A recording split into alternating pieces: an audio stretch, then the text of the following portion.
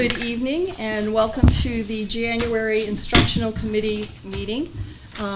We have a remote participant from the board tonight, so we'll start with RSA 91-A:2, Section 3, which sets forth the option for and restrictions upon a public body member's remote participation in a public meeting.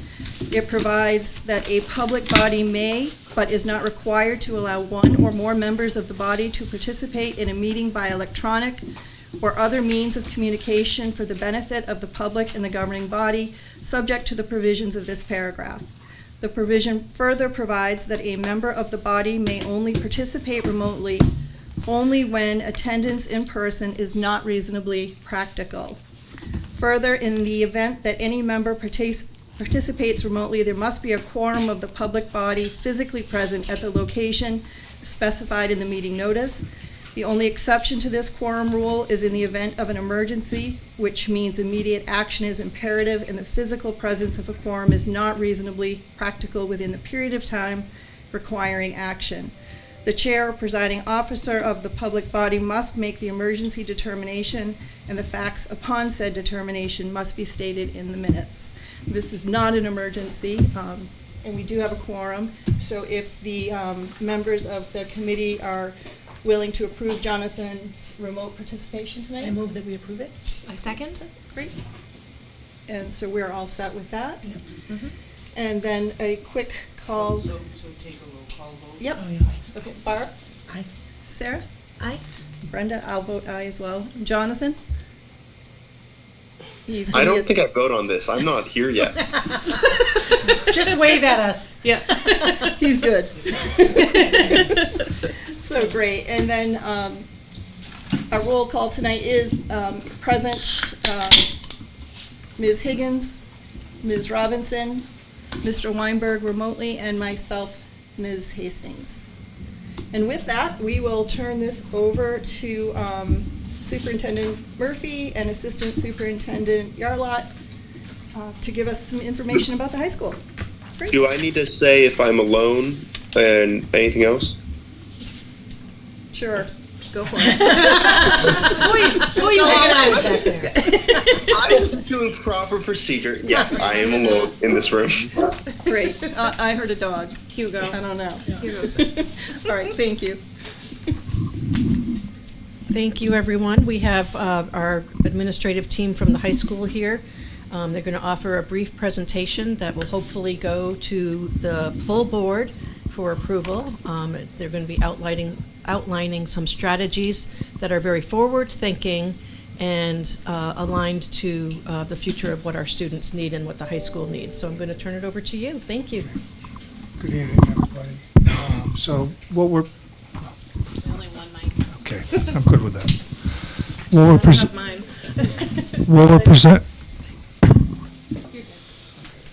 what we're presenting tonight is genuinely important. It's important to our kids and our teachers and the future of Concord High School. And by way of introduction, I'm just going to read a couple of brief things to you that we prepared to kind of contextualize the presentation that we're going to make tonight. So the first of these, I think you have both of these somewhere in the information that Kylene sent over, is the question why? Why are we doing this? The reason, literally and by the way, I'm not using the French term raison d'etre because Tim gets confused every time I do that. And I don't want, this is important, as I said, and I don't want to get him flustered. So the reason literally every aspect of the Concord School District, its personnel, programs, facilities, and equipment is to foster the district's students' social, emotional, and academic well-being and growth. Similarly, one of the primary responsibilities of school administrators is to organize, focus, and deliver the resources available to meet these needs as effectively and efficiently as possible. That's what we're doing tonight. We see this, what we're presenting tonight, as part of our job. It is in this spirit that we submit the following draft of a major restructuring of the Concord High School administrative team. This plan significantly reduces our current, quote, everybody does everything, unquote, approach. by refocusing the primary responsibilities of senior, highly skilled administrators to, in fact, better meet our students' needs while preserving the collaborative collegial spirit of our current team. We believe this administrative restructuring will make a tangible improvement in our ability to meet our students' needs and move the school forward, which, as noted above, is why we have jobs. And I just, again, by way of introduction, just looking at the beginning of the handouts, the objectives of redesign, what are we trying to accomplish here tonight? First, to serve the needs of CHS students. I think that's the third or fourth time I've said this, and staff more efficiently and more effectively. And we'll give you some tangible reasons why this restructuring will accomplish that. To utilize the expertise and effectiveness of administrators through more focused roles and responsibilities. For example, the way that we approach MTSS, special education, curriculum coordination, in areas of extreme importance, such as those. To prepare for the evolution of public high school education, focuses on things like universal design for learning, restorative justice education, project-based learning, to name just three. And to align with the SAU 8 strategic plan, especially seeking goals of equity, curriculum, instruction, and assessment, student social and emotional learning, communication, and safety, and along with the redesign that's been taking place here at SAU 8. Can you explain to listeners MTSS, that acronym, what is that? Oh, multi-tiered systems of support. Thank you. So that's in fact, you'll see examples of that tonight, Barb. I know what it is, I Yeah, just know that a okay. lot of people don't. So the point that we're making here is that this is not just something that's random. And the high school has not been redesigned since 1996. Not the high school, but the high school team, the administrative team, since 1996. And school has changed dramatically since that date. So I think as these folks present the specifics of the plan, I think you'll see a very different approach to meeting our kids' needs. And again, that's what this is all about.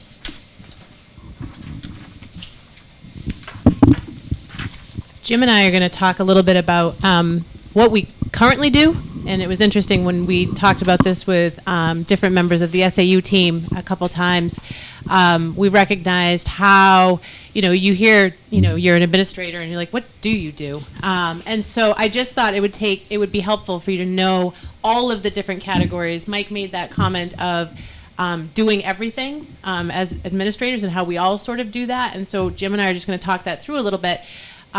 We right now have this massive chart that we look at every August, and we identify all of the things that we do. So as you see under my name, I supervise and evaluate the English department, the science department, the tech ed department.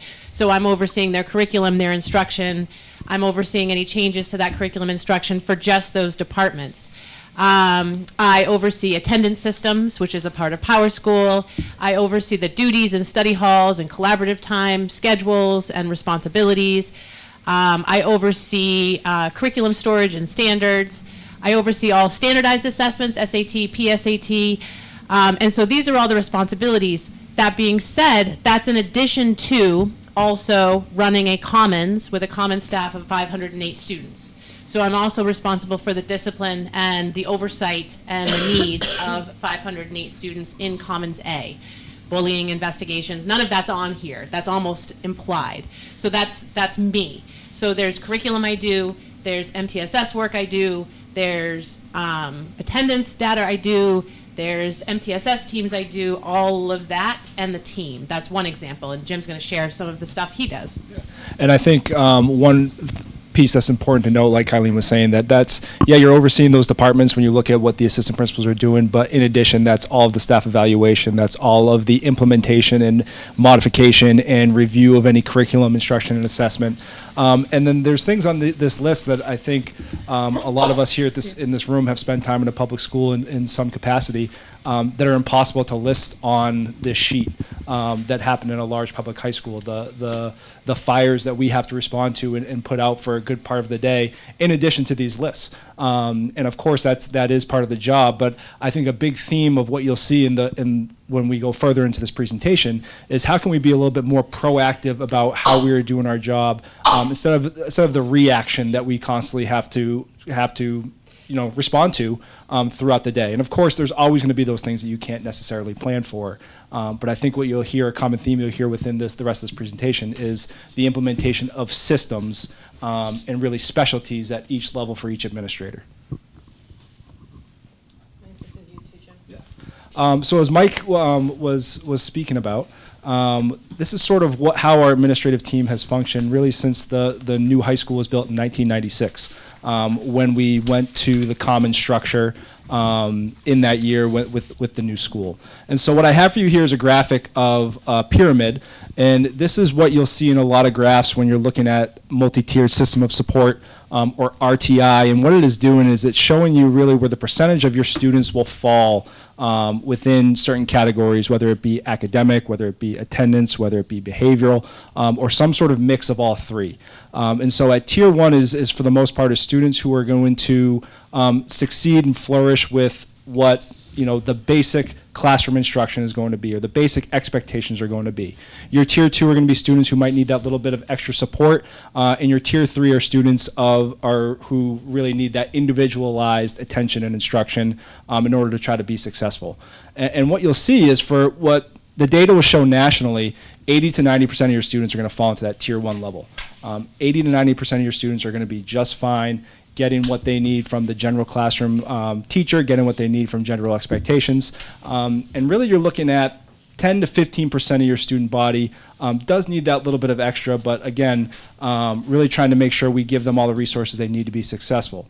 And the way the model has been working since 1996 is when you look at kind of where our time is delegated, myself, the other assistant principals, the principal, most of our time is spent serving that 15% of our student population.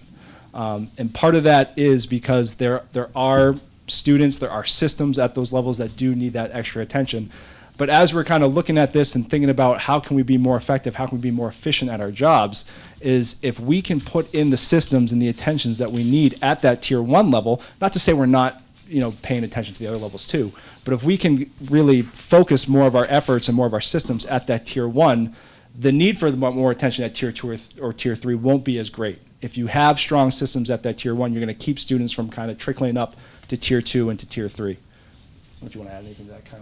No. Do you want to show the comparison Yeah. to Concord High right now, though? So, if you want to share, this is what it should be. This is what it should be, the 80 to 90%, what they say nationally, what that data should look like. When you look at what our triangle is, if we go to the next slide, this is from last year. Now, this is just based on our office discipline referrals. There can be a lot of different measurements and measurables that can go into showing where your tier 1 and your tier 2 and your tier 3 fall.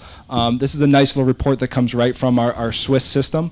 And so at Concord High School, 71% of our students had 0 to 1 discipline referrals. So 71% of the kids at Concord High School go about their business during the day and have absolutely no or hardly any discipline infractions. At our tier 2 level, again, it's just office discipline referral. 2 to 5 office discipline referrals. That's about 7% of our students, which falls about within that range nationally of what they show. And the piece we're looking at right now, and I know Michelle Speckman could probably speak to this because she does, part of her specialty is with those students who need that individualized support. 22% of our student bodies had 6 or more office discipline referrals. So where our tier 3, the trend should be nationally is at 1 to 5%. We're actually at 22% based on our office discipline referral data from last year. I just have a quick question. So my initial thought is tier 2 is like the tipping point. If you have a solid tier 1, then less kids are going to get into tier 2, which means tier 2 kids won't go to tier 3 because tier 2 can actually function. This to me looks like kids are getting into tier 3 because there's just not enough, it's just not right. So that makes sense in your explanation of having solid tier 1. My next question is in the red there. So we have a lot of students that have identification, special identification, social emotional, whatever it is. Is that a large percentage of the red, or do we have potential tier 2 students that are just in tier 3 because? Yeah, I think special education students, Barbara, again, this is just for office disciplinary referrals, are probably mixed throughout all three tiers. Okay, Especially, we're answers just my question talking referrals. completely. Yep, certainly there are going to be some Yeah. who are going to fall into that tier 3 level, but this Yeah. is a really just a capturing of our whole student population. We could probably drill down further. Oh, yeah. But you're going to find special education students at tier 1, tier 2, tier 3, Right. all throughout. Yeah. Thank you. Quick question, if everyone can hear me, I just want to make sure. Jim, so you said including the office discipline referrals, our cumulative percentage is greater. So what, can you define just what that means, just so I can understand what that includes? Of an office discipline referral, John? Yes. Yeah, so an office discipline referral would be that a staff member, be it a teacher, an educational assistant, administrator, anybody, had a student or witnessed a behavior that they felt rose to a level that it needed some sort of administrative intervention or consequence.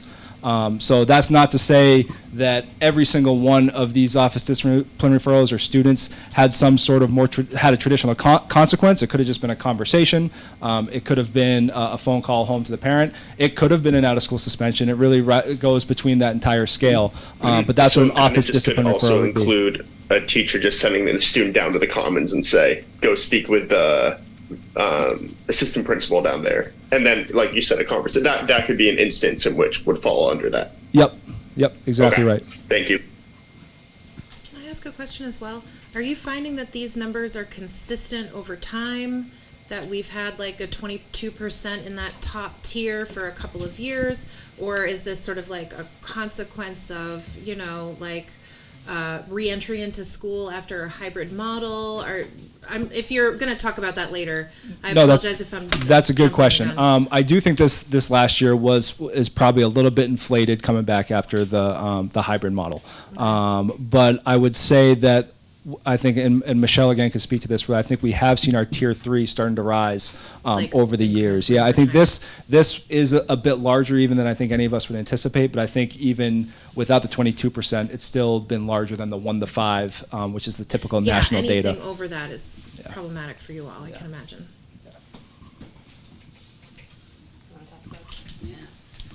All right, so this is a graphic that kind of it shows and describes the proposed redesign of the administrative team.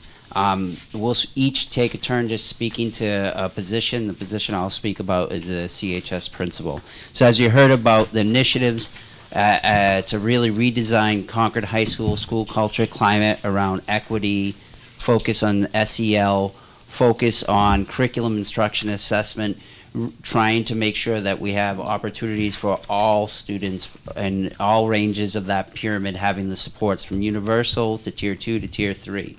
The CHS principal's responsibility, one, is to understand the state of the situation at Concord High School, understand that data, support the work that needs to be done to bring forward the universal systems that will be proactive to decrease our numbers in tier 2, tier 3, ensure we're accessing the grants and requesting the grant support where necessary for new programs to support our tier 2 and tier 3, ensure that our teams have the necessary training, that we're making data-informed decisions to support students at all those levels. So that's part of it with the student support. And part of it is ensuring that our school initiatives, the things that we do for professional development around UDL, restorative practices, the social emotional learning, and the MTSSB that we do at our school is in line with the school district's strategic plan. And our goals mirror theirs, but it's for CHS, specific to our situation, using our data, that we're using measurable objectives, and as a CHS principal, holding us accountable as an administrative team and as a school to these goals and objectives. When we make decisions, when we put forward budgetary requests, we have these things backing up what we're doing. We're not doing it because it may seem like a good idea. We're doing it supported with data. That's part of it. Another part of it, in addition to the CHS principal's responsibility, though, maintaining a safe environment at Concord High School conducive to educational experience for all students, and a safe place for staff, faculty to come and work. And that goes hand in hand with a lot of the initiatives that I just listed earlier, restorative practices, looking at our SEL for staff and students. As a CHS principal, it goes for all members of that community. Working with parents, working with outside agencies, working with the students, faculty to ensure that we are doing a 360 view of our students and supporting them. That is done in conjunction with this team, supervising this team, assisting them in accessing the resources they need to be successful. In addition to that, other things that more household items, ensuring that when we have our NEAS accreditation coming up in the decennial visit in December of 2025, you'll hear a lot more about that, the board coming up soon. But watching that process, being an active member of that steering committee, ensuring that we're doing what we need to do, working with steering committee chairs to hit the benchmarks we need to do, document what we need to do, and inform both board, parents, faculty, staff along the way, so it's a transparent process. And one of the biggest, and this is a huge summary of what this position would entail, but one of the biggest thing is being the PR person for Concord High School, being that communication conduit to SAU, board, parents, community at large. When I say community at large, beyond just the traditional community members we have, we've been talking about pathways and expanding ELO opportunities at Concord High School. That initiative is going to require quite a bit of community involvement and partnerships, and being a conduit to foster that piece and develop that as well. In addition, other responsibilities coming to school board meetings, sharing, updating on major initiatives, putting together a comprehensive budget to include curricular as well as building maintenance facilities and grounds. Those are just a few things, but the major focus is supporting the work that's outlined in the district strategic plan, that the work at Concord High School marries or mirrors, I should say, and holding us accountable to those objectives, and using data to really measure how we're doing. I just want to note the CRTC principals listed in this. They are doing the same thing in the CRTC world. One thing that should be noted with this redesign is in the past, Steve Rothenberg, former CRTC director, used to function as an assistant principal at Concord High School. He did assist with some of the duties you saw on that spreadsheet, in addition to that, as well as some student discipline.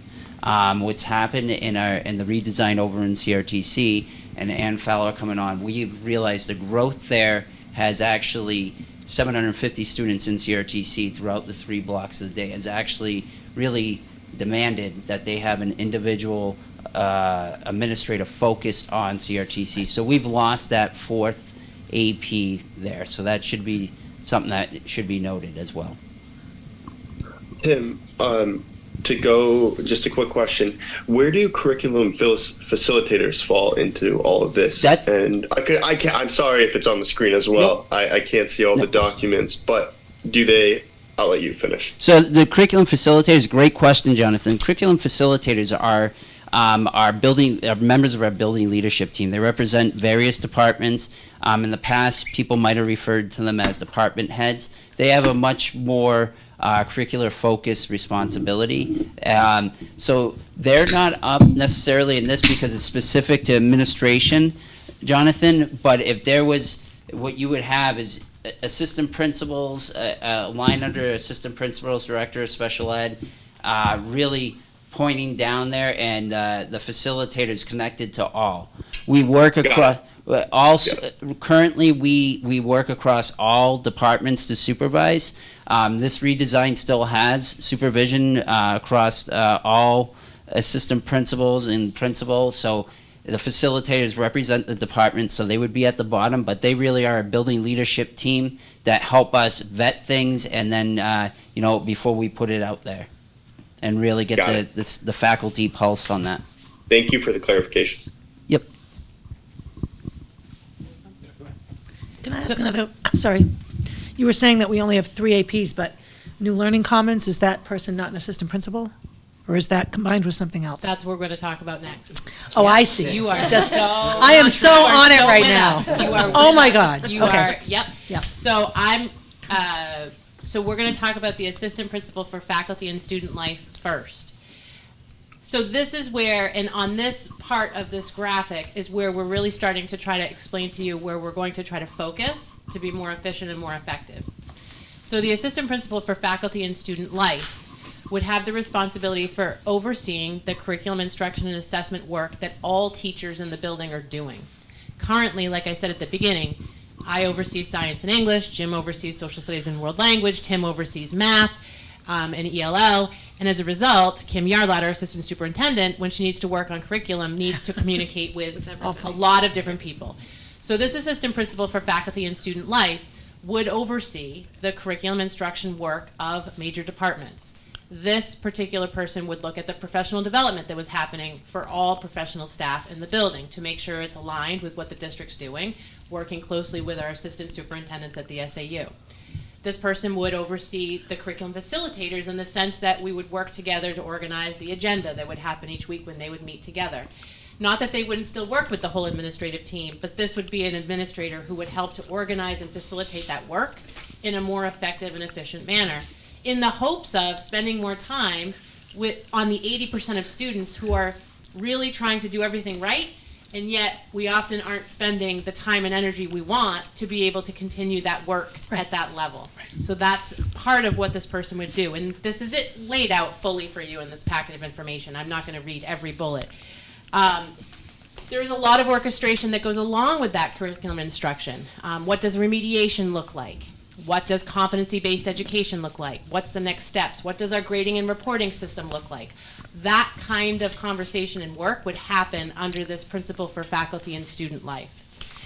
In addition, there would be the oversight and evaluation and supervision of major departments in the building. Social studies, science, English, math. And so as a result, you'd also have better coordination amongst the coaches within the instructional areas, the facilitators among the major instructional areas, in order to facilitate better growth as a professional community. There would also be, for this particular assistant principal, an oversight of student services in the sense that we would hope to coordinate the counseling curriculum and work, the work with the registrar, the work with our scheduling and our master scheduling. What does our day-to-day schedule look like?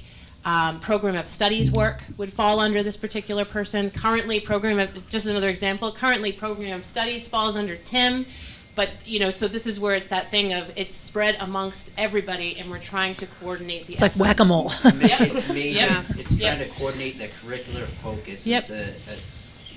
Other assistant principals are participating and working with this person, but this person is really focused on the process and keeping it going forward, streamlined. I would also point out to anyone that might be watching that's thinking about money, and tax rate. When Concord High School, the addition was added in '96, there were 4 commons A, B, C, and D, 4 assistant principals, 4 little rooms full of lockers. And I know that our enrollment was bigger then. We lost Bow, but then we gained Deerfield. So in my mind, we're sort of returning to the mission of the school to begin with, that there would be each of you would have a specific area, and you're not sort of splitting stuff up amongst 3. I remember when that all changed, and there was a lot of good reasons for the change, but my first thought is, oh, thank goodness, And I think that the division was more location, Yes. not necessarily what focus should the administrator have in order to better meet the needs of the students. And now we're trying to combine both. Right. And so this new learning commons for this assistant principal would be focused on student learning, student instruction, curriculum, student services in a more effective way. Would it be physically located where Common C was? It would. That's off of the Main Street? potential idea. Yeah.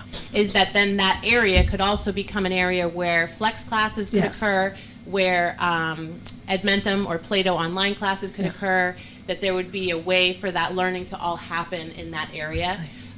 with an administrator being able to oversee and support and work with those students, just in a different way than they currently do. Got it. So that would be the vision for that assistant principal. I'll go to Jim next. So the other position or focus area that we had spoken about is the assistant principal for student success and safety. And again, I'm not going to go through word for word. You have it in the packet. I think in my first glance when looking at this, and I kind of hesitated at first when I thought about the title, I thought it was going to be a lot of just doing student discipline. But that's actually not the case really at all. This position is much more about developing those systems and putting systems in place of how do we address student behavior. What is our philosophy on addressing student behavior? What is our proactive approach? What interventions do we have in place? And then what are our other more forward-thinking ideas that we can have to respond to student behavior? So a lot of that is getting very involved in the MTSSB work at all three levels. Again, a big focus on that Tier 1 universal systems. What are the things that all students are going to have, and then how do we kind of increase our interventions and support as we move up? That would include our restorative justice education, and how, again, are we responding to certain infractions? How are we building community within the school? How are we building our school culture? And then also on the piece about the safety is how are we ensuring the physical safety of the building? What are the plans that we have in place? What are the current existing resources that we have in our building? What are additional resources we may need to make sure that our students are safe physically? And then also there is going to be a good amount of cross between. I don't want to say that we're all just working in our silos when we think about this. I mean, we work very closely together anyway. But when we think about student success and safety, how are we making sure students are emotionally safe? And a part of that is also going to be the work that Kylene would be doing in faculty and student life with how we implement an SEL within the curriculum. But then what are those current practices that we're also developing, and what are some things that the assistant principal for student success and safety are looking at? So when we talk about this, we have our specialty and our focus areas, but I think it's important to know that we're still working very closely as a team and collaborating on what best practices are and how we're best serving students. In addition, within this model, you'll see that there is an assistant principal that is more or less student behavior that would also be reported to the assistant principal for success and student safety. So I think we talked about that as the newer position or the focus position, developing those systems and working with the assistant principal below to implement those systems, and also being a mentor for that person, because we're kind of working under the impression that might be a new assistant principal or a new administrator into our building, so making sure that they're getting the right support coming into a large high school. So if you were to interview, it would be for Commons D? Yep. Got it, that makes sense. That's the Commons I'm currently. Yeah, okay, there, so that makes, I see. Right, okay. Okay. So I will talk to you about the assistant principal for alternative pathways. So in addition to this assistant principal overseeing a commons and everything that goes with, overseeing a commons, this person would focus on all of the things that we're doing already in helping kids who may not be able to follow a traditional approach to school achieve success in different ways. And so right now, everybody at this table kind of has a hand in that. And as Barb pointed out before, if we don't, obviously we need a strong Tier 1, which is the universal level. We also need a strong Tier 2. Yeah. If you don't have a strong Tier 2, that's when your pyramid becomes top heavy. So a lot of these things, and when you see in the pamphlet that we gave you, when we're thinking about MTSS and the Tier 2, Tier 3 teams, the interventionist, academic interventions, that all kind of falls under that Tier 2. We each sit on the CERT team. Some of us sit on the MTSS Universal team, Tier 2 team. We have a newly formed Tier 3 team. So we're really proud of our MTSS structure that has been put in place. During COVID, actually gave us some really good time to focus on our referral team. So we have a very strong referral team called our CERT team, Student Intervention Referral Team. So we have a lot of good things being put that are in place now, good foundation to now go to this next level. Our foundation is strong, but we need to be able to focus on each of the things that we need to do and do them well. So that assistant principal for alternative pathways would be working with Diploma Academy, the Adult Diploma Program, the HiSET program, liaison to Second Start. This person would be working with students, identified students, non-identified students, our English language learners, any of our students who might be struggling, who may just need an alternative pathway to success. And that would be in addition to everything else into running a commons. They would also be, the director of special ed would also be reporting to this assistant principal, which makes sense, because that person, just by nature of it, of being special education, is a lot of it's alternative. But the person would not be limited to just non-identified students. It's really for all.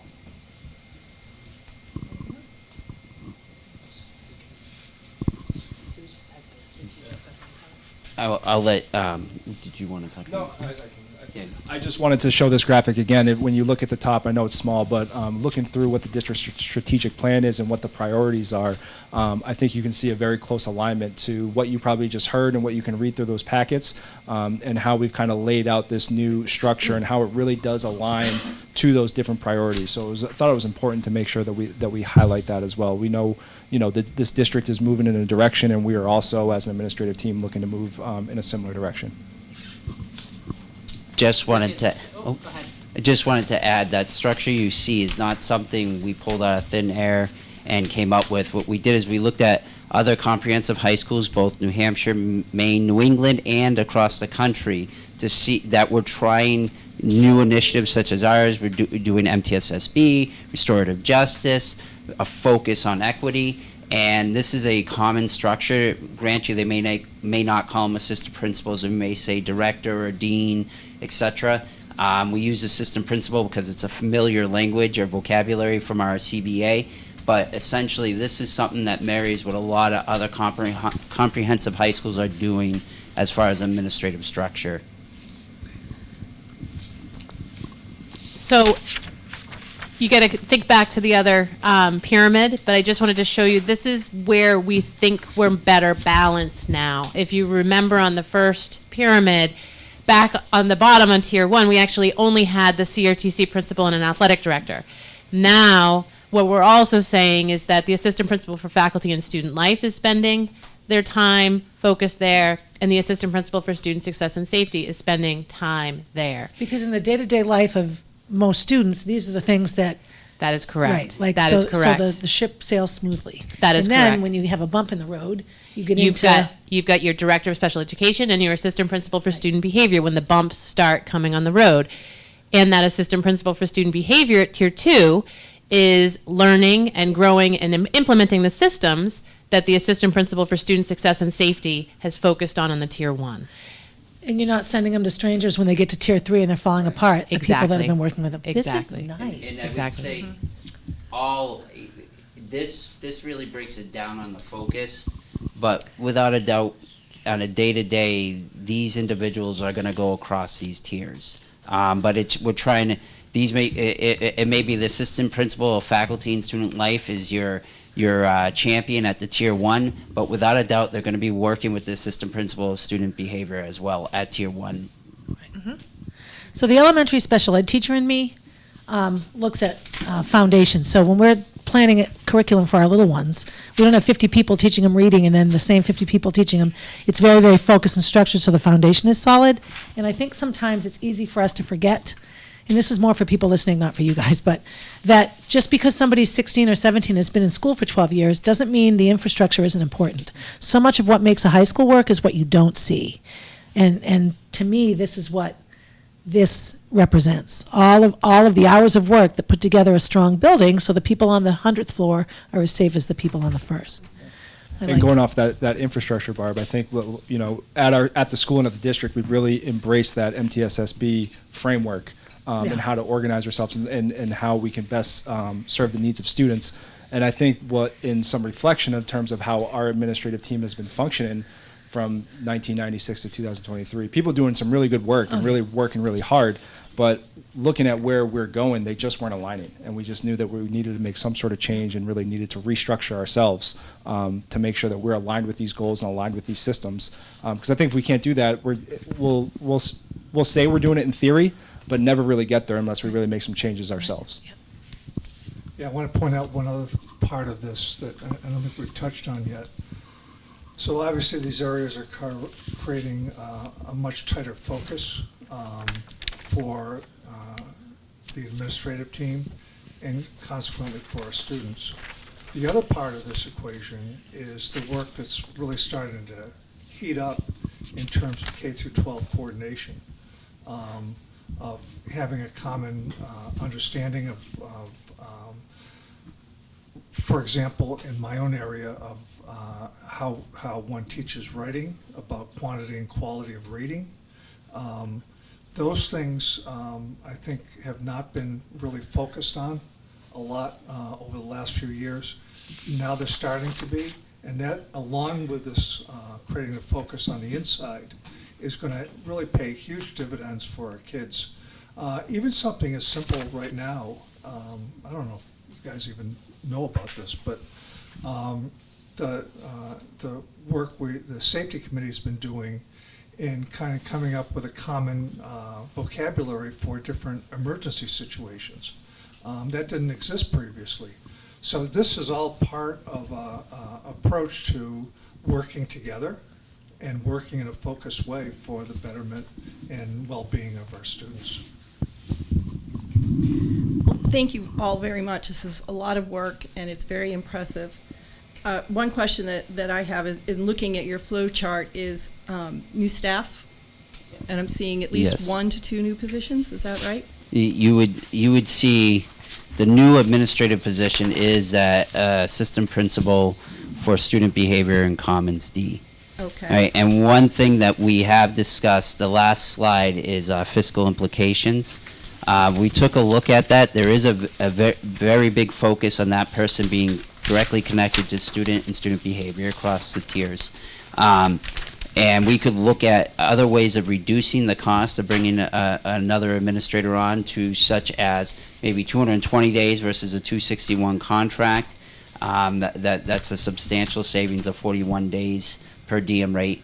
Go ahead, So Barb. replacing Commons D is just replacing you. That's not a new position. The assistant principal for faculty and student life is a new position. Correct. But by adding that new position, we would look at how could we rethink the assistant principal in Commons D's Right, position. right, that By shifting, a lot of the evaluation and curriculum oversight responsibilities to assistant principal of faculty and student life, it alleviates some of that summer work that we do.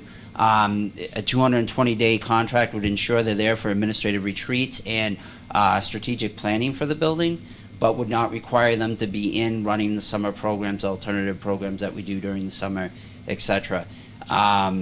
So that's one thing that we have taken into consideration. Does it have to be another 261-day contract to fulfill the need? The big need is, and I just want to point out, Commons A, Commons B, and Commons D are still doing student discipline. All three of them have a caseload of 500 students they're working with around student behavior.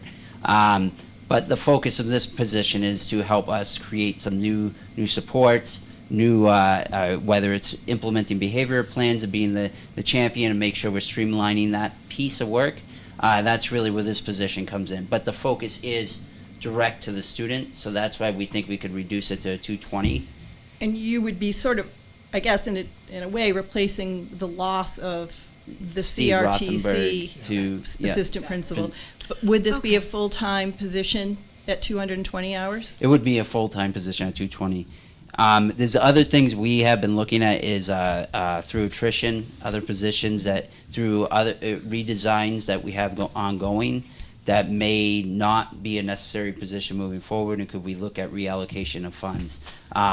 So we have several situations that we're looking at, but at the same time, we always ask ourselves before we do that, what's in the best interest of kids? Mm-hmm. Is it we would not look at through attrition, not filling a position because we want the assistant principal, student behavior, the assistant principal of faculty and student life. If it's a crucial position, it's staying. Okay, great, thank you. Mm-hmm. Are there any other questions from the committee? No, this is really informative. Thank you all for taking the time to explain everything so thoroughly and for all of the background. I really appreciate it as a newbie.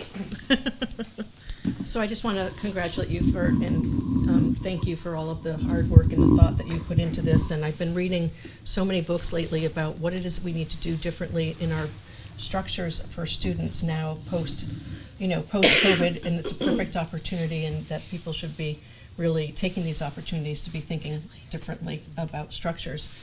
I'm wondering, and I have a question for the board, the original thought was that this would go to the full board for consideration, and it would essentially mean a second presentation about the same thing, or since it's going to be embedded in your budget, and it has budgetary implications, because the redesign, it was within your purview, and it's more informative, but I'm thinking that since it has budgetary impacts, that's where it should come up.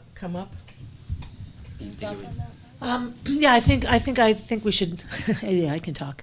I think it's important that we, as a committee, vote to support moving forward with this, and that the nitty-gritty of how we fund it would come up in the budget. But yeah, we need to, this is pretty important. So we will make a motion to recommend to the full board. That we Are support. you looking at this coming into play next 2023? 2023? Yeah, because that when you would, Yep. let me point at you, Yep. when you'd become principal. You got it. Right.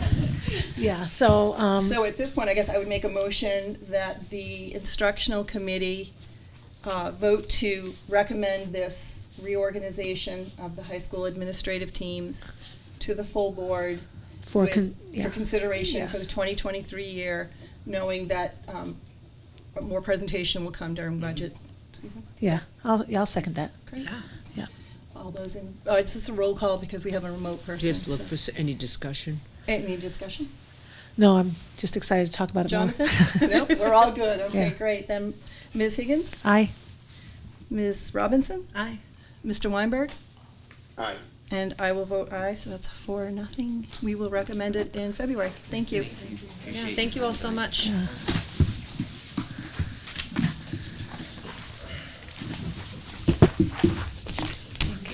It's really warm I in know, here. we It turned it is down. really warm in here. Thank you. So I wore a t-shirt.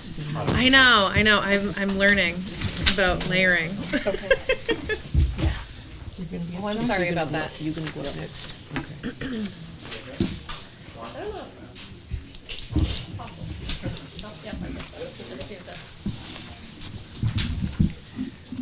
That's okay. Sure, can we start with that now? Yeah, I can start. All right, so now we're going to move on to Assistant Superintendent John Fabrizio and middle school staff outlining a new middle school alternative program. Thank you.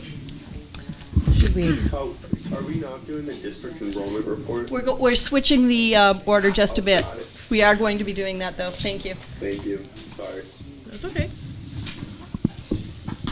Jonathan, I sent you, did you open? I sent you this, Jonathan, so you have a copy of the handout. Yes. Thank you so much. Thank you. Well, thank you very much for the opportunity tonight to talk about this. There's times when you try to put processes in place to communicate real well and work with your community partners and work with your grant funders and work with all those people that we have to work with every day to be creative and make new things happen. This is one of those opportunities that both Janine and I had, along with the middle school administration, that kind of did come together. And it's kind of very happy to be here tonight to talk about this for our most needy students. And I'm going to let Sean White, who's our assistant principal at the middle school, talk a little about the why. Why tonight we're here to talk about a middle school alternative program and our partnership with Second Start. So Sean, I'll turn it to you to talk about the why and paint some of the picture for us. So we found that we have a handful of students or so who, in as simple, direct terms as I can put it, just cannot handle being in the middle school every day. Despite all of our good efforts that work for most of our students, and if you were to look at our triangles, you see even, I think, more at that what tier 3 that should be 5%, you'll see even more. You see more at tier 2, and our tier 1 is even smaller. And a lot of good people are doing a lot of good work and working hard with families and partnering with outside agencies and doing everything we can to, on a daily and ongoing basis, support a lot of students to succeed despite significant challenges that they face in their lives, and with their skill levels and their ability to cope and be resilient, one of our values. But we have a handful that we find over time, despite all good efforts and intentions with the resources we have, it just simply isn't working for them. We have students that they just, I don't know how else to summarize it, except they can't handle being in the middle school all day. They are walking out. They are refusing to cooperate with any adult in the building. Despite our best efforts to approach them with all gentleness and dignity and respect and kindness and support. When you talk about intervention, you think about, excuse me, I'm getting over some bronchitis from the vacation time. You talk about intensity and frequency. Students that need intervention on some level need it at a certain intensity and at a certain frequency. Intensity can be the amount of time they need for that in a time period. How many others can be there? A group of 5, a group of 3, in a group session or so. And then the frequency, is it daily, is it weekly? These students just need much more closer attention and intensive level support most of the day, every single day. Despite our school counselors, our school social worker who's been working to support as part of the ESSER grant work that she's been able to bring to our building, partnering with Riverbend, working closely with them and the outside counselors or other agencies, working with the parents and grandparents often, or an aunt or an uncle who is now raising this child. It just simply, it's not working for them, and it becomes a safety issue. They refuse to be in any area that we have for them as an alternative to the classroom when they need that space. They're walking around the building despite all of our efforts to just support them to go be someplace where they can at least be supervised. It's then taking our attention away from all the others that are at that Tier 3 and Tier 2 need of level, that it is working, but it also needs intensive attention and time and devotion to them. These handful of students that need this, I started my career working in therapeutic, residential, wilderness, and in-home settings, and these students scream to me of needing that intensive level of intervention. They are the students I started working with. In a school of 820 students transitioning between periods, and classes of 20 to 25. That's a lot of stimulation. Yeah, they just can't handle it right now. There's a lot of trauma background. Their ACEs, the adverse childhood experiences, their ACEs scores are high. I mean, they tick almost every box of the things that contribute to struggle for students. And to be clear, we have more than a handful that present this way, but a lot of them are responding to our best efforts, and we are seeing and making progress, and we're able to come up with alternative solutions in the day and over time. So I feel like maybe I'm going on too much, but please ask questions. But we just have that small group of students that need something alternative. Mm-hmm. So I started my teaching career in Concord at Second Start. I taught at the alternative high school. And what I noticed, before I came back home, I was teaching in Woburn, very public school in Massachusetts, Woburn, if I say it correctly. There's no R in Woburn. And so what I noticed, I had a hard time with it because I really like teaching the balance of students. I'm a draw for the kids that do well in these programs, but it was intense for me. And it was intense for me because of the high level of need for these students. What I noticed with our Second Start kids, and I don't know how accurate it is now, but I know at the time, like 100 years ago, a lot of those kids really wanted to succeed and be normal and do well and have people be proud of them and all that sort of thing. And we spent so much time on all of it, all that social emotional, processing what your life is like. How can we make academics meaningful in a way that you can learn, all that kind of stuff. Is this a similar program to that? So yes. Okay. Thank you for the lead-in. That All was right. a great lead-in, and I was loving. We 'cause- did not meet ahead of time, just so it's clear. No, There's it's no perfect. backhanded meeting here. So the overview of the program, and it's right here. It's about 3/4 of the way down. I'll get to some of the detail after. I'm going to start with really the overview of what it is. This alternative program for Unlit Middle School will include both 6th, 7th, and 8th graders. And these are kids that are really experiencing incredibly social emotional dysregulation, at-risk behaviors. They often have gone through either the referral process or refused the referral process and refused to be assessed. And there's a level of them that really have worked with, as Sean said, counselors, social workers throughout the day. And what the alternative setting would do for them is set up a 30, 60, or 90-day stay within an alternative setting at Second Start. So The firehouse or up on Night Street? up on Night Street, right out here. It's right in the address Sorry, of sorry. where we're gonna do it. No, it's okay. I'm gonna get there. Is that not the firehouse? No. Nope. Right by Garrison Park, the old Garrison School building. Oh, Garrison okay. School Building. Yes. And what is there currently? It currently now is a First Start. preschool in the basement, and upstairs is used for, right Adult now, our alternative night program and our adult ed program at night. During the day, it's not utilized. Yeah. There's 2 nice classrooms. Right. And 2 small breakout rooms that we aren't currently using. So when I met with the administrative team at the middle school, Janine and I talked to them, and we kind of talked about, sometimes you got to stare at the problem. And we all kind of said, okay, here's the kids, here's the profile of kids, this is what they are. Knowing this, I have a similar background as you do, starting off in an alternative school. Right. And I think that saying, okay, so what can we do and what are our current partners? We first met with the YMCA and tried to say, okay, can that facility support us and what it need? But they're not truly in the business of doing this. So currently, and on the back, I get a little more of the detail, but currently, we have 38 slots for our high school students, 38 half-day slots. So you figure it's like, that's about 16 students that we have, but we sometimes only go half-day, and some of those kids still access our high school for part of the day. Right.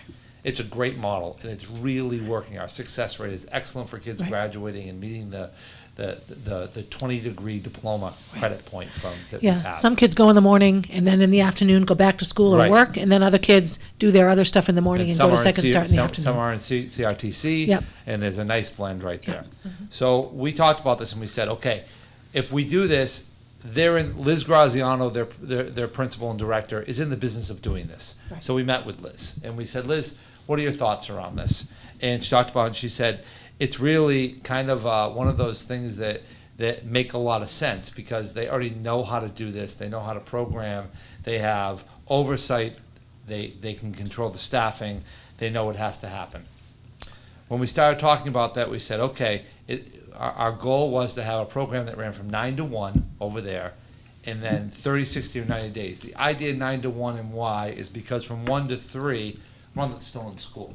So as kids are improving, getting what they need, we can start transitioning them back in. This isn't meant to be a year-long program.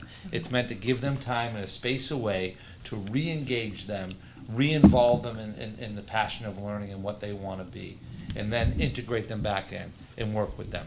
Along with that, we really think this has to be therapeutic. It can't be just another house and a place to put them. It's got to be more than that and have more. So this is where I'm going to let Janine talk about our partnership along with not only Runlit, Second Start, but also Seacoast Youth Services and bringing in a full-time counseling component to this. And I'll let Janine talk about that. Sure. So really one of the kind of non-negotiables was we knew that nothing was going to change if we didn't kind of address the root cause of a lot of the behaviors that we were seeing at Runlit. So we needed to have that therapeutic component. Seacoast Youth Services is a nonprofit agency over in the Seacoast. They are well equipped with student assistance programs, much like Second Start. They deploy SAPs into middle and high schools. They have a huge focus on co-occurring problems for families. So not only substance misuse, but what's the underlying mental health problem? Maybe not even for the youth, but for the family. So how can we truly embed coping skills and clinical assessment as to figuring out where the child needs the most support before we send them back to Runlet. We envision that removing a child from a stressful environment with, over 800 students, their behaviors are going to de-escalate immediately, right? Like, okay, I'm in a small group. I'm getting all of my needs met all of the time. So, but when we transition them back, how are we giving them the skills and the coping strategies to make that a successful transition? So hopefully our goal is to do some individual counseling, group counseling, on a really tight rotation. Like you could do one every other day, because it is a very small population that we can do that with their schedule. And also equip the counselor that's working with them to talk to the classroom teachers, the school counselors, the social worker back at the building. And how do we have a wraparound with the family and really kind of support ongoing, even when they transition back to Runlet. This is maybe I'm coming up early with this, but so if they're not going to Runlet at all, then they get picked up and brought to Second Start, and then at 1 they get brought home. For the beginning of it, home, and a lot of times we can do home visits at that time. Yep. The You can family do with the intakes. child in the home, intakes, Yeah. things like that during that time. That makes sense. And then that was just that very quick, Yep. simple answer. And then my next question is, so now they're to the point where, wow, I could probably go back at 1:30 and spend a couple hours at school by the time I get there. Would they have a say in what classes they might like to participate in, or because I know sometimes those kids are fine in one class, and then if they don't know how to do it. Well, and I think that reflective piece and goal setting and strengths and weaknesses and finding out how you are as a learner would be part of what the counselor would be working on at Second Start. Right. So really they're going back more equipped to advocate, like, this class really sets me off. Like, how can I get math in a different way if that's not if it's not a possibility to take it in the afternoon? Right. And really working with the administrators and the counselors as to finding a schedule that would be most successful for the student to return. Traumatized children have so many triggers, and sometimes they're meaningless little things to us. We don't, why'd you get so mad about that? But Right.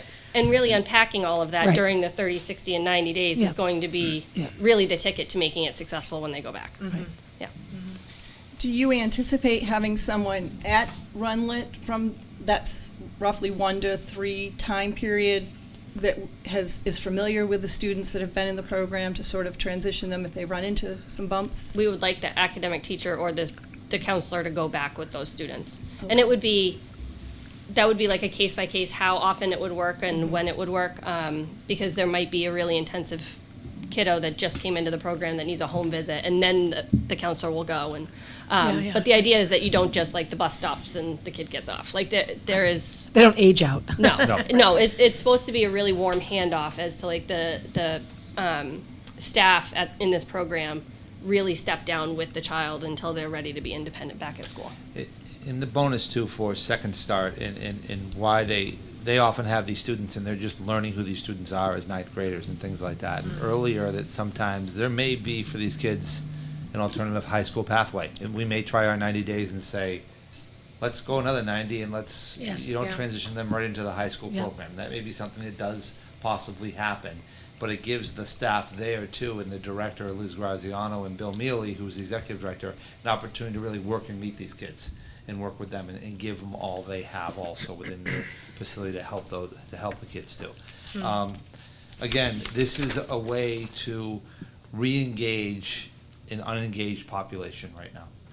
And before it gets worse. We're staring at a problem right now. There's nothing worse than staring at a problem. This moves us forward and creates something alternative to try to help them as they move forward. And I think that, sorry, I didn't mean to interrupt. No, go ahead. I think the beautiful thing about a project like this is it's both reactive and proactive. Because if we're talking about the population that's moving to the high school, it's proactive in that we're learning more about our kids and we're giving them an opportunity to really re-engage in their own education and figure out what works best for them. But we are being reactive that we have a handful of students that we need to program for, right? So it's nice that it can do both. What will your staffing requirements be for this program? So there will be a full-time counselor hired through Sequels Youth Services. Sequels Youth Services. There'll be a full-time special educator and a educational assistant. They'll be hired through Second Start.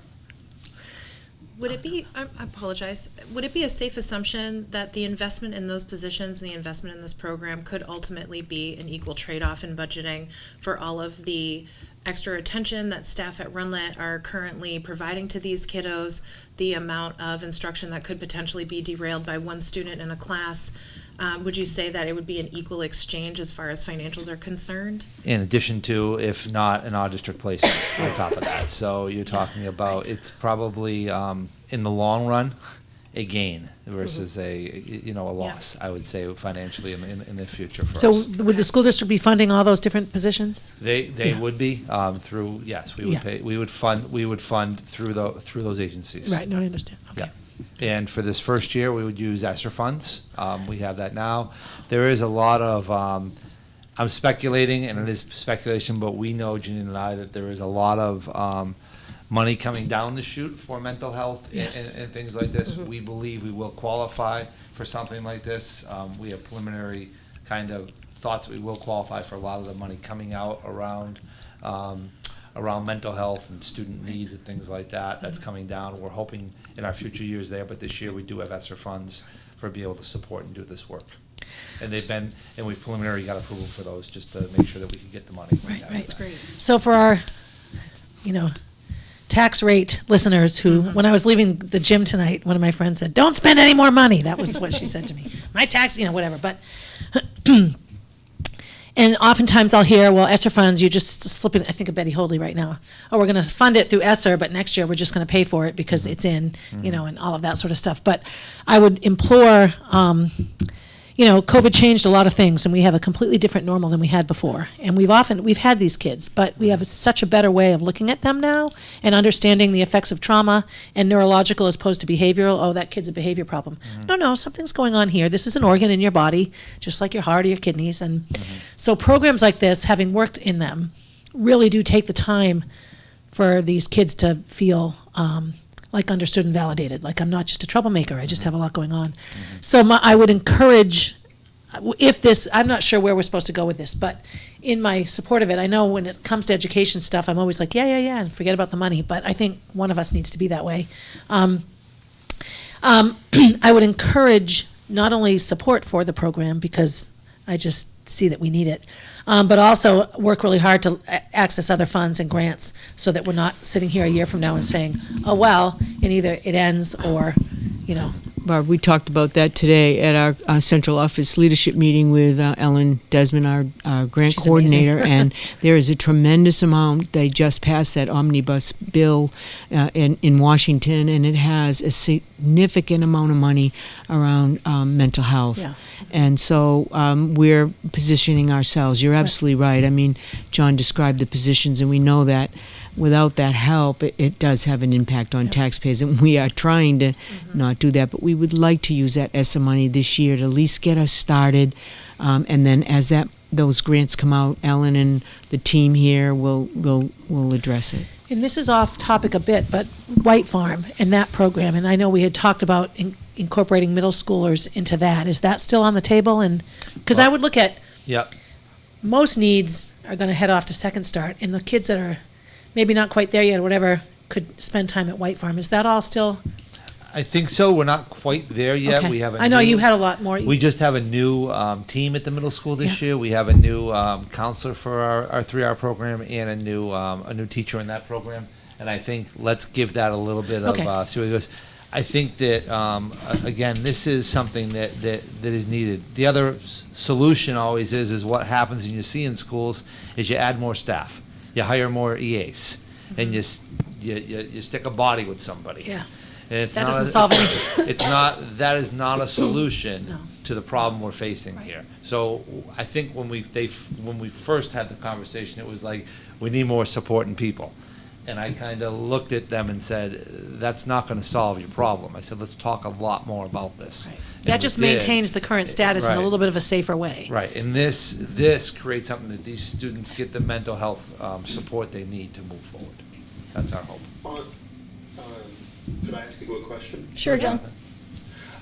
So the program going back is not intended to be year-long, and I know each student will kind of have their own journey, so to say, in the program. How many students do you hope to support throughout a year in the program? So there's no, right now, it's equipped to have no more than 8 to 10 at a time. So, At a time, yes. at a time. So you figure, you know, quick math, you know, let's say we go 60 days, you know, you're talking probably at the most, probably 30 kids throughout the year would access something like that. But we don't have 30 kids that need this right now. So that was gonna be my next question, like recognizing the capacity, obviously, since it's not designed to be year-long, it includes other students as well, more than 10. So I was curious about how many students you believed it or could theoretically qualify if you did. Right now, we about 8. Would you say about 8 kids right now? 6 to 8 kids right now. Yeah. Well, and the other thing too is we want to make sure that we're using our existing MTSS systems and referral processes so that we know that we're not jumping to this program when we have other tier 2 interventions that we could have tried. That makes sense. I mean, anecdotally, and Sean could probably give us the actual data, but these students have already kind of tried those tier 2 interventions, and this program just hasn't existed yet. So, but going forward, when we're kind of looking at when kids are graduating from the program and transitioning back to Runlet and we get a new kiddo, they're going to go through a pretty, not lengthy, because I don't want it to be, it's supposed to be a fast process so that the student's not waiting for the program, but comprehensive review of, you know, and we want to make sure that the mix of children in the program is beneficial to all children. You know, like we talked about physical aggression when we were over at Second Start. We can't have kids that are like flipping desks and throwing things out windows because there are other groups in the building and they're preschoolers down in the basement. So that was one of my questions. Will there will obviously be separation between the preschool and we'll make sure that those stay that way. Yeah, it's like many floors apart. And that preschool is a lot of that new addition in the Garrison's like a big brick building, and then there's all that new 1970s addition, and a lot of the preschoolers are in there. And I guess my understanding, and I want to make sure that the rest of the committee understands, is that you're not looking for a motion from us, that you're using ESSER monies for this and are hoping to get this running soon. Soon, Is as that soon right? as we get approval. Okay. Yep. We're waiting for DOE approval. We have conditional approval. They're coming out. We had our fire inspection, health inspection today. Tomorrow. And then next week, the DOE will be out to just walk the building and give us approval. Okay, and then you start hiring. Yep. Okay. Will you try to get this going this school year? And that's really why I was going to wait till February. We're not meeting in February, and I said I really want the board to be aware of what we're working on, because in case you get, I always like to get the word of what I'm working on before it goes too far. And John has been working on this all year long, trying with different groups to make this work. So I'm glad that you found something that will hopefully be beneficial to everyone. It's a great community partnership. Yeah, if I can say, I'm really grateful that you're moving forward on this program. The ability of 8 to 10 kiddos changing an entire culture of a school is very real. So once those kids have the resources that they need and the coping mechanisms, I think us as a community are going to see a real improvement in the way that all kiddos are learning at Runlet. So thank you. Thank you guys very much. All right. And last but not least, we're going to look at district enrollment reports. Great. Both of those are going to be hard acts to follow because they're so dynamic. So I'm going to bore you a little bit. Here. Yeah. I'm going to bore you a little bit with numbers. But John, John, I've been turning you all night. I've never, John, I've never had this much control of you.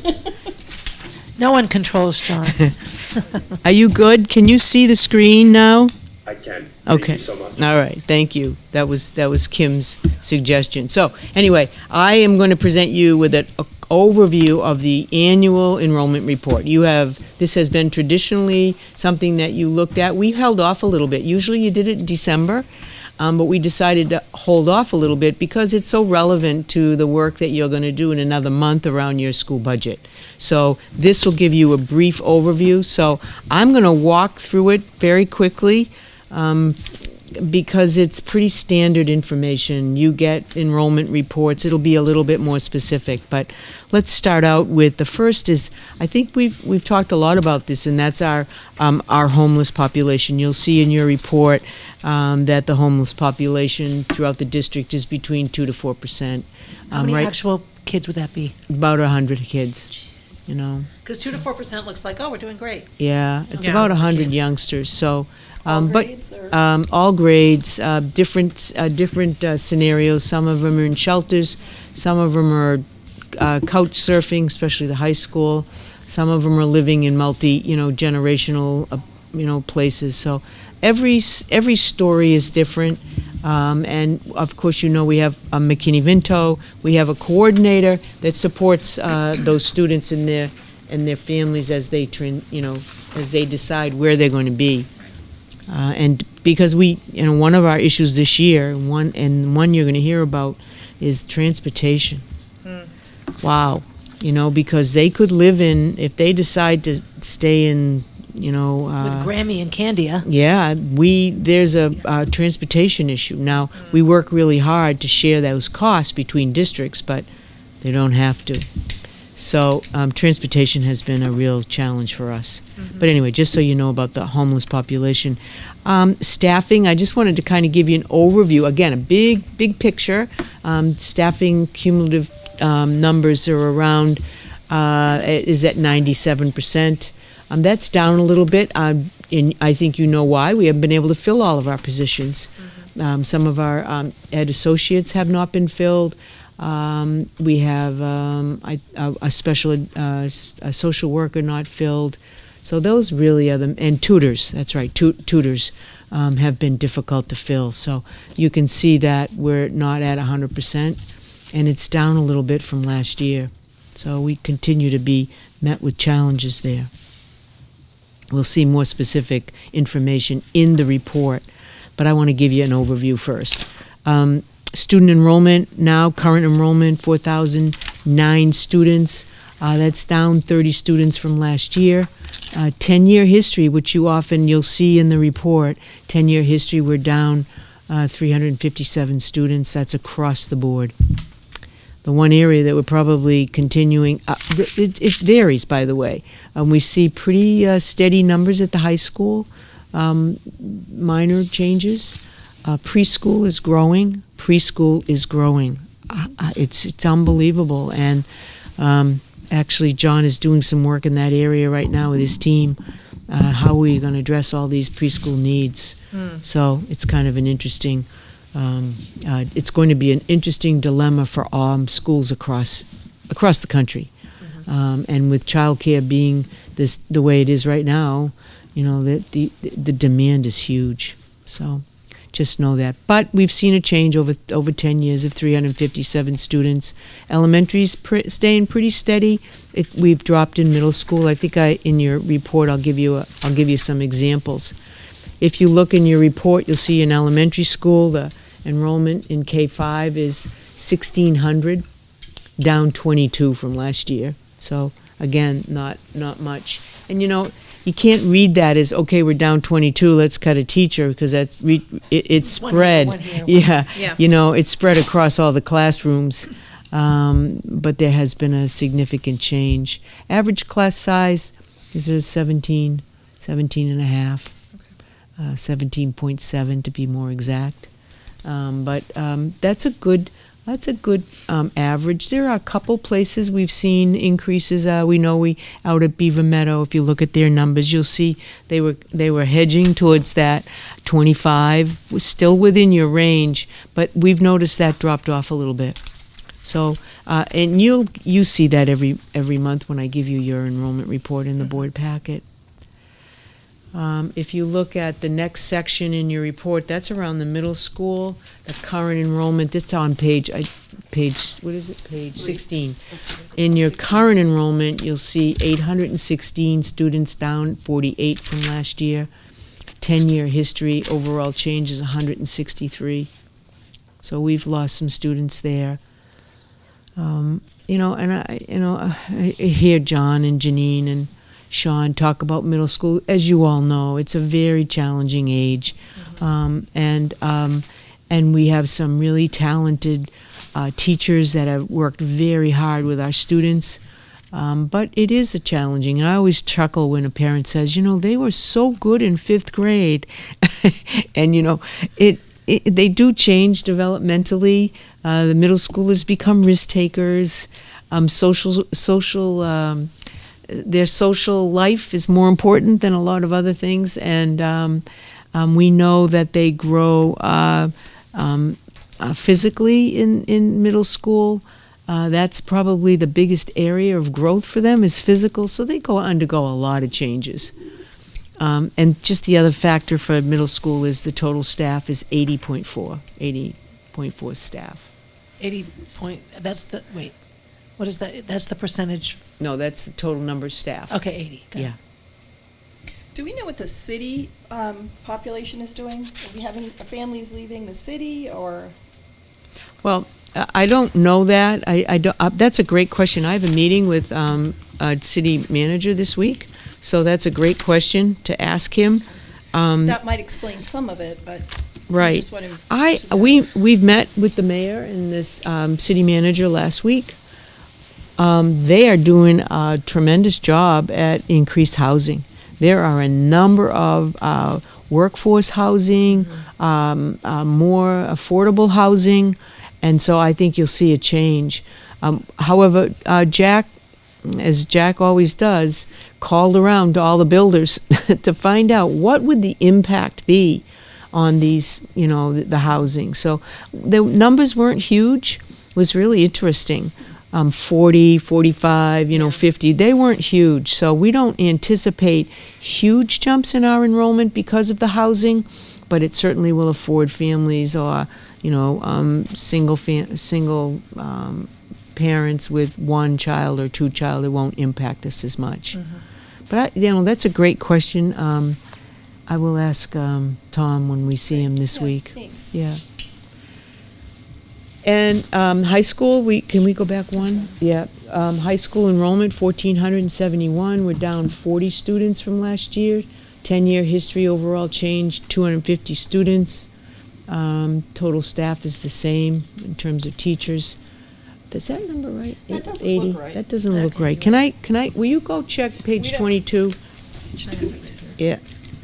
I'm wondering if we created didn't change that. This is what I have. Mm. Page 23. Yeah. 80 point.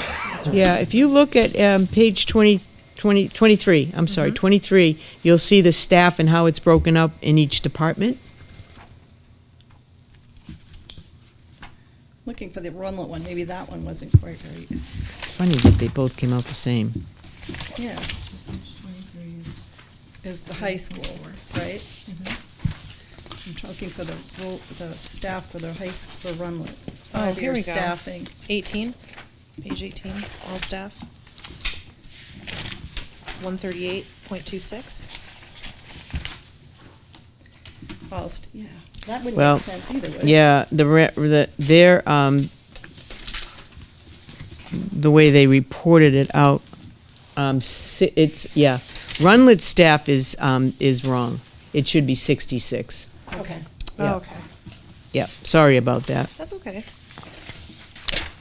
Told you these numbers would be boring. But I didn't list it in here.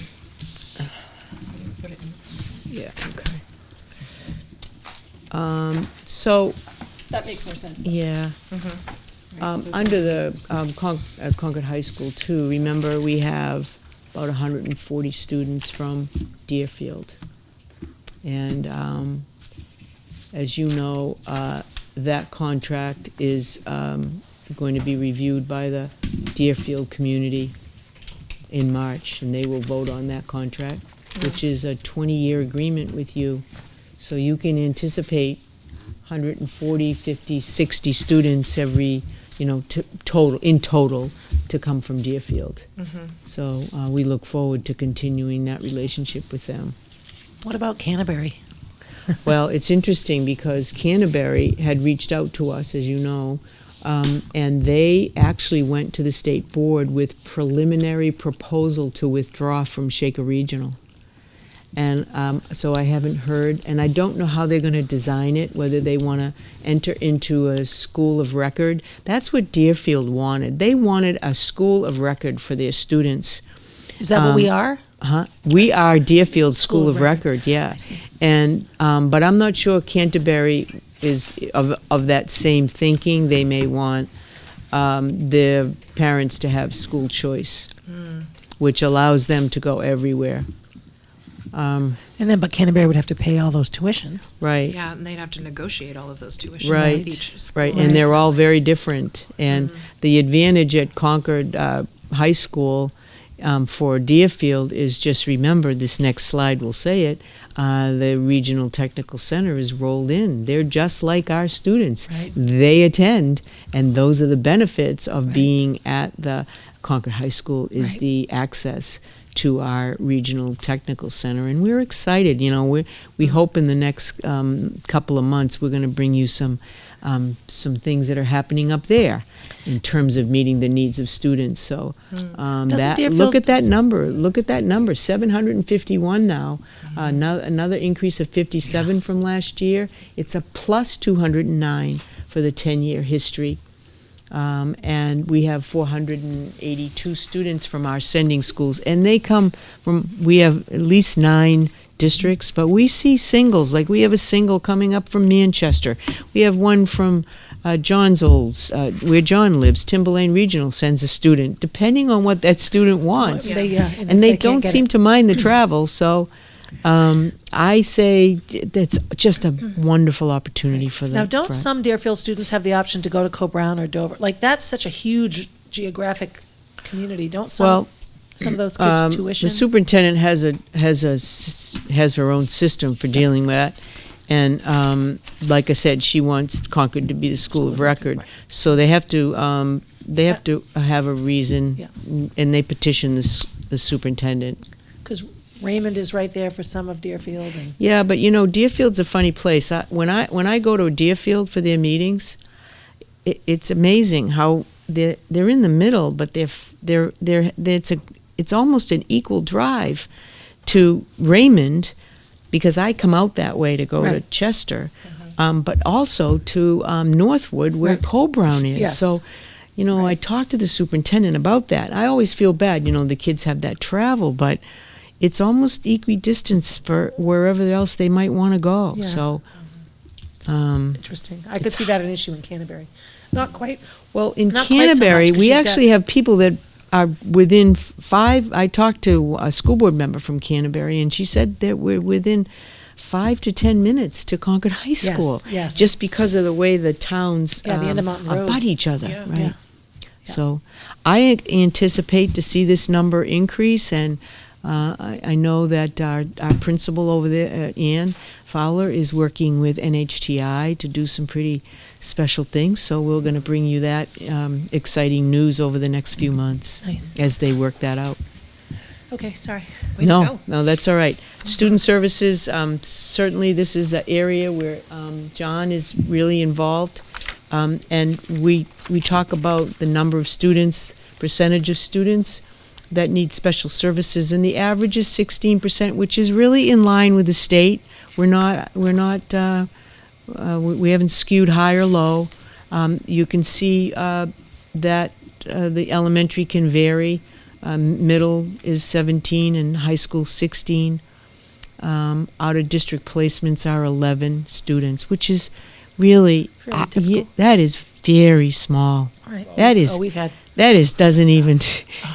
I mean, I had 8 in Hampton with 1,000 kids. So, you know, you've done a really good job at keeping youngsters in their natural setting, which is our goal. You know, to be with their peers, and to access the kinds of programs that the district offers. We've had more positive action in special ed in the past since your arrival than I think I saw in the 5 or 6 years prior, to be as polite as I can. But it's just, as somebody with a degree in special ed, and so many of my years were as a special educator, it's just a sigh of relief in some ways. We have Yeah. so many good things going on. I'm very pleased. I always use the calls I hear from parents as a barometer to issues, and the issues are being taken care of.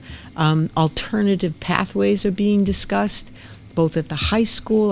We had a parent today that Dr. Herbert took care of, for a youngster that was really struggling, and her mom was really worried, and they took care of it. So, it's that kind of thing. John and his team are out there and working with everybody. So I'm pleased, and 11 students is really pretty incredible. And I know that's an expensive cost, so we work hard to provide for our kids here to the best of our ability. Here's our English language learners. That's also in your book. You can get more detail. But overall, we support 313 youngsters. That we've had a decrease of 42 youngsters. Most of our youngsters, Nepali, make up the largest number of students in our ELL program. But the youngsters are doing a great job. This year, we were seeing youngsters coming out of the elementary school, meeting all of their criteria, their competencies, and moving out of the program to a monitoring status. Is that why the number is down 42? Yeah. I thought it Yeah, it might was. be. It's not that families John, how haven't many come was in, that it's at that Broken we're Ground? Handling them bumped better, out. yeah. How many at Broken Ground? I want to say there was 23 students at Broken Ground last year that went through the grad. It was a great celebration Yeah. of watching this. But support is still available for them? Well, if they- so there is. They go into a monitoring status. Is what happens is that's a program that Kathleen knows. I'm looking at that right now, doing a review of that right now. I think that it's a population that just needs a little bit more, and we're still working on it. And that's where you taught, that populate, right? Yeah, I know they do a great job, but I also worry about Of testing course, kids yeah. out. And Well, they can't do that. They really have to, by virtue of the way the program is designed at the Department of Ed and federally, they have to have a monitor status, so we don't lose sight of them. Good. We find that some of them are really good in language and oral language and speaking, vocabulary, but then they get stalled at you should know this, right? They get stalled at the comprehension level. Right. And so we need to make sure they might be speaking clearly and understanding and good receptive, and expressive vocabulary and language, but their comprehension needs some additional work. So I'm glad they have that monitoring status. it's great. And I told Kim I would work really hard because I didn't want to take away from these other presentations tonight. All the detail is in your book. I don't, and in the high school particularly, if you would, take a look at every class, because you'll be looking at that when we go through the numbers when you do your budget. Remember, Career Technical Center, high school will come into you in March with all of the classes that the youngsters signed up for. So you'll have a better idea about needs. This is just current. But I went through all of them, and they're very reasonable in terms of class size. Questions? Motion to adjourn? So moved. Seconded? All those in favor, say aye. Aye. Feel better, Jonathan? Yes, feel better. The meeting is adjourned. Thank you all very much. Hey, Jonathan, Yeah, John. can you reach out to me tomorrow sometime, or?